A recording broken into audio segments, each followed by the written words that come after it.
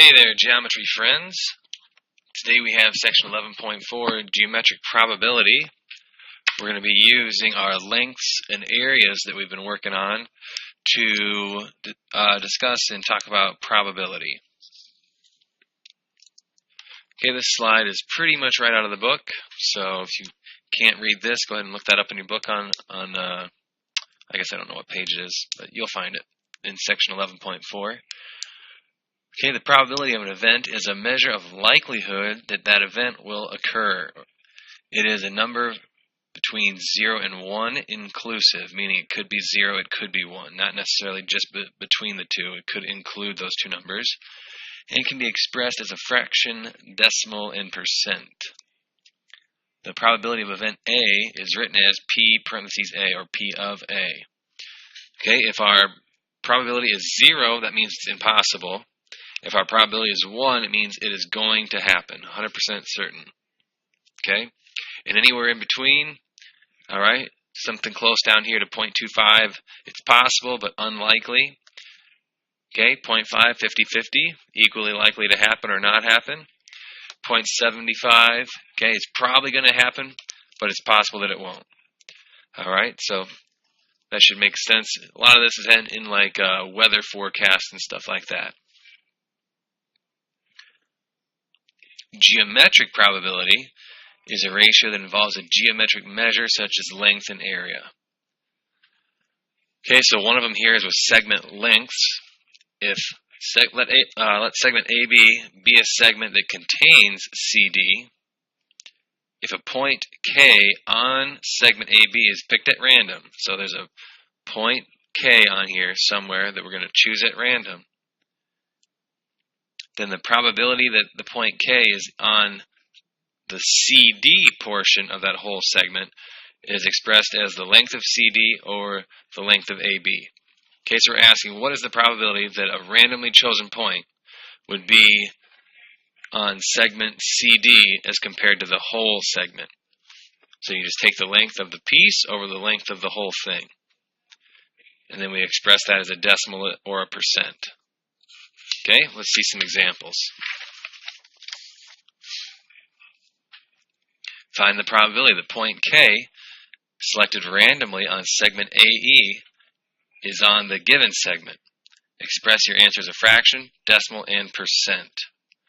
Okay, so first off, how long is segment AE? Our whole thing is how long? Okay, segment AE, our whole thing is 8. So these are all going to be 8ths. Okay? Alright, so the first given segment was AC. A to C has a length of 4.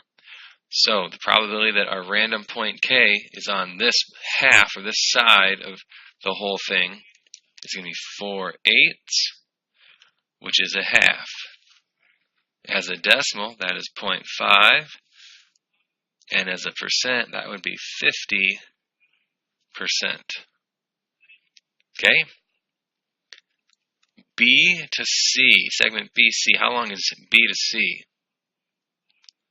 1, 2, 3 long. Okay, so that's going to be 3 out of our whole thing was 8, so 3/8. That's as far as we can reduce that fraction. We should be getting 0.375.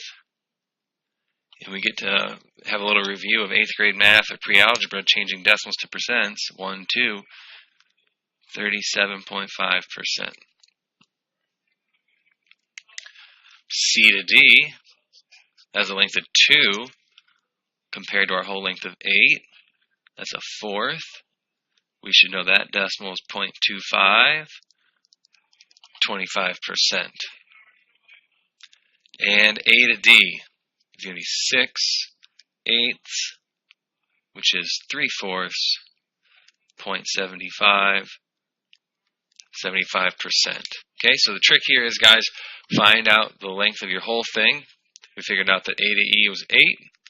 And then when I go and find each one of these, it's just going to be over 8. Reduce your fraction if possible. Change it to a decimal. Change a decimal to a percent. Piece of cake.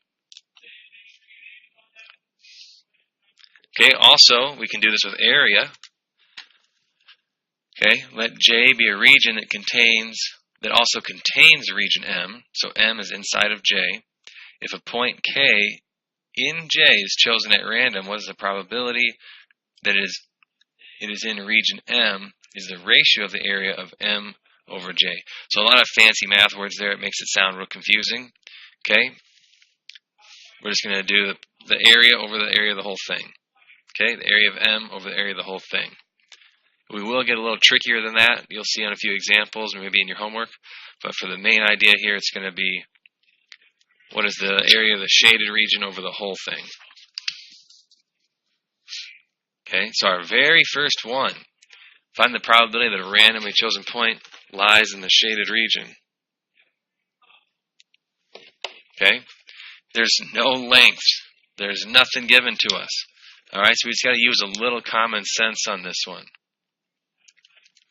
Okay, at first I'm like, okay, that's an octagon. It looks like a regular octagon. Do I need to do my half times A times N times S? But there's no numbers. Okay, let's use a little common sense. It's an octagon. There's 8 slices. 4 are shaded. And 8 are not, or not 8 are not, 4 are not. 8 total. Alright, so we have 4 shaded out of the 8 total. So that's a half, or 50%, 0.5, however you want to write that. Okay? So we got half of them are shaded there. So that was a little scary at first. You're like, whoa, there's no numbers here. How do I figure it out? Okay? Our next 2 problems are kind of putting the cart in front of the horse here a little bit because we haven't done our area section yet, but we're having to do areas of quadrilaterals when we haven't done those areas yet. Most of these problems that you're going to get are going to be dealing with regular polygons and dealing with like circles on the upcoming quizzes and part 1 test. But we'll do a little brief overview here. So these are both rectangles, and rectangle's area is just base times height. Base times height. Okay, so our whole thing is 9 times 15. Okay, so the big one, 9 times 15, is going to be 135.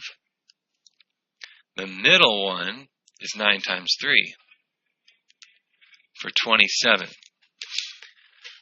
Now, let's read these directions here. Find the probability that a randomly chosen point in the figure lies in the shaded region. Okay? So it's really the big one that's shaded, and we're taking out the little one. So this is kind of one of our earlier problems here. We have to take one area out. So the whole thing was 135. We're taking out 27. So we have 108 shaded. 108 shaded out of a total of 135. So we got to be careful there. That one was a little tricky. And that is going to be 0.8 or 80%. Okay? That time the whole big thing was the shaded one, and the unshaded one was the little one in the middle. Usually it's going to go the other way around. Okay, they gave you this one shaded, and then the whole thing, the bigger picture is unshaded. So we had to take the whole thing, we had to subtract out the little one. That's our shaded area, 108. So our probability is going to be 108 out of a total of 135. And we're going to get 80% there. Last one, another kind of tricky one. Okay? The area formula for a trapezoid is half times parentheses base 1 plus base 2 times height. Okay, so our area of our whole big figure is going to be half times 14 plus 20, base 1 plus base 2, times the height, 12.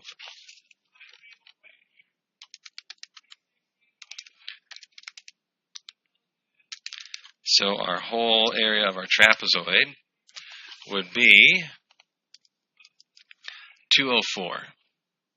Okay, that's the area of the whole big trapezoid. Then we're taking out the rectangle in the middle. And the rectangle in the middle is 14 times 12.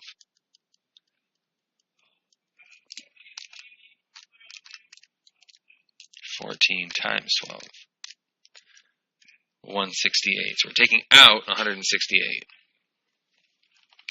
So 204 minus 68 is going to be 36. So there's 36 that's shaded. So 36 shaded out of a total of 204.